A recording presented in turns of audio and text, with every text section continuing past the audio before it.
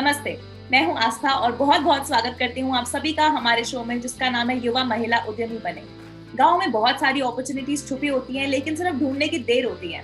युवा महिलाएं sustainable entrepreneurs बन के अपने गांव में कितनी सारी जॉब अपॉर्चुनिटीज क्रिएट करती हैं। हमारी अगली मेहमान एक एंटरप्रेन्योर है और उन्होंने भी कुछ ऐसा ही किया। जब वो गांव गई तो उन्होंने देखा कि गांव के चूल्हे कितनी ज्यादा स्मोक छोड़ रहे हैं, और ऐसे नहीं, उनको लगा कि अगर एक एफिशिएंट चूल्हा बनाया जाए तो वो कितना फायदेमंद रहेगा। और इसी के साथ शुरुआत हुई ग्रीन वे ग्रामीण की। तो आइए स्वागत करते हैं नेहा जुनेजा जी का। Thank you. तो यहाँ पे शुरुआत करते हैं हम पहले सवाल से। नेहा जी, ग्रीन वे ग्रामीण के बारे में हमें कुछ बताइए, उसके पीछे की सोच क्या थी, आपकी जर्नी कैसी रही इसमें? जी, मैं 10 साल से इस सेक्टर में, इस इंडस्ट्री में हूँ, जो कि बहुत लोग जानते नहीं हैं, बहुत हम भूल जाते हैं। पर हमारे देश में और दुनिया भर में अभी तक आधी दुनिया अपना खाना मिट्टी के चूल्हों पर या दूसरे तरह के चूल्हे जो भी लकड़ी और बायोमास पे चलते हैं उन्हीं पर खाना पकाती हैं। और ये 10 साल पहले की बात है कि ऐसे ही महाराष्ट्र के किसी गांव में घूमते समय, एकदम ऐसे ही घूमते समय ध्यान गया कि हमारे गांव, हमारे शहर तो एडवांस हुए हैं पर हमारे गांव भी बहुत एडवांस हुए हैं। आप हर घर में टेलीविज़न देखते हैं, आप हर घर में स्मार्टफोन देखते हैं, आप हर घर में लगभग मोटर बाइक, ये सब चीज़ें भी देखते हैं। पर हम खाना जैसे बनाते हैं वो अभी भी बाकी के घर से 50 साल पीछे चल रहा है। उस समय यही लगा कि ये एक सिंपल सी चीज़ है। आज के ज़माने में हम मतलब चाँद पे जा रहे हैं, मार्स पे जा रहे हैं, हम इसको क्यों नहीं फिक्स कर पा रहे। तो उसी थॉट प्रोसेस के कारण हमने एक एफिशिएंट चूल्हा बनाने का काम शुरू किया, जिसमें समय लगा, जिसमें शुरू में काफ़ी फेलियर भी हुआ, जिसमें आप लकड़ी ही जलाते हैं, लेकिन आप एक मिट्टी के चूल्हे की तुलना में आधी से कम लकड़ी जलाते हैं और धुआं लगभग 70% कम हो जाता है और आंसू आने बंद हो जाते हैं, जो सबसे बड़ी बात है।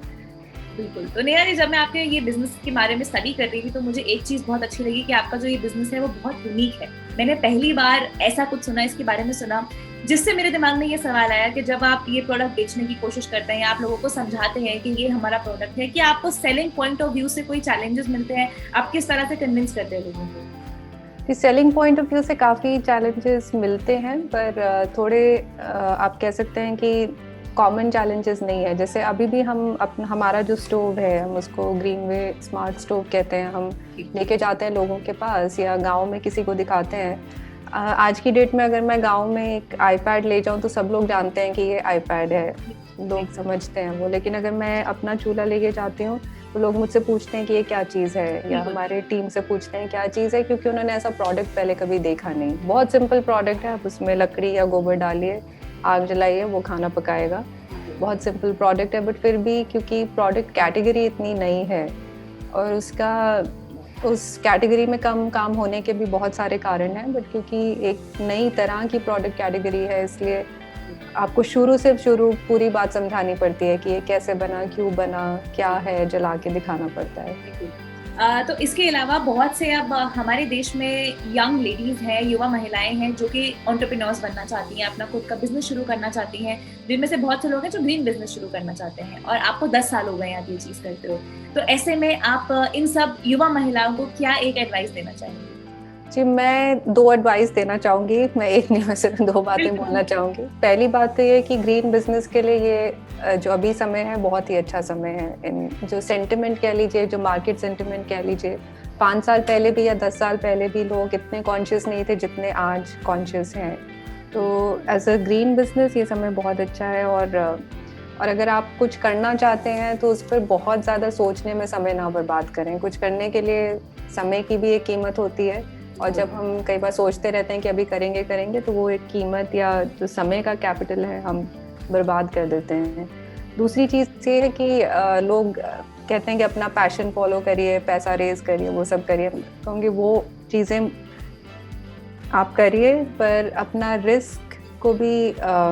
रिस्क और आप कितना अपना समय और पैसा खुद से लगाते हैं उसको भी एक तरह से स्टैगर करिए, थोड़ा मैनेज करिए। सोच के चलिए कि आप कैसे बिजनेस में जो लागत है पैसे की या समय की, और कितना रिस्क है उसको कैसे कैसे मैनेज करेंगे अलग अलग समय पर। एक चीज और नेहा जी, यहाँ पे बिहार से एक लड़की, एक युवा महिला जुड़ी है जिनका एक सवाल है आपसे। हेलो, मेरा नाम रूपा कुमारी है और मेरी उम्र 18 साल है। मैम, मेरा आपसे ये सवाल है कि मैं अपने बिजनेस के लिए पैसे या फाइनेंस की व्यवस्था कहाँ से करूँ? सबसे ज़रूरी चीज़ ये है कि अगर आप मान लीजिए आप अपने परिवार से 10,000 रुपये या 1 लाख रुपए ले सकते हैं, तो आप उसको कितना लंबा समय चला सकते हैं अपने बिजनेस में, उसके बारे में सोचें। और ये भी चीज़ है कि जो पहले 1,000 रुपए की सेल होती है वो आपके बिजनेस की सबसे मुश्किल सेल होती है।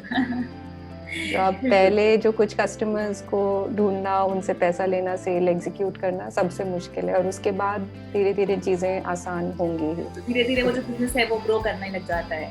तो अगर आप बिहार में रहने वाली 18 से 23 वर्ष की एक युवा महिला हैं और आप भी नेहा जी की तरह अपने गांव में जॉब अपॉर्चुनिटीज क्रिएट करना चाहती हैं, तो जल्दी से स्क्रीन पे दिए गए नंबर पर कॉल करें और अपना ग्रीन आइडिया हमें पिच करें। फिलहाल के लिए मैं आस्था चलती हूँ, फिर मुलाकात होगी आपसे अगले एपिसोड में। तब तक के लिए बाय बाय।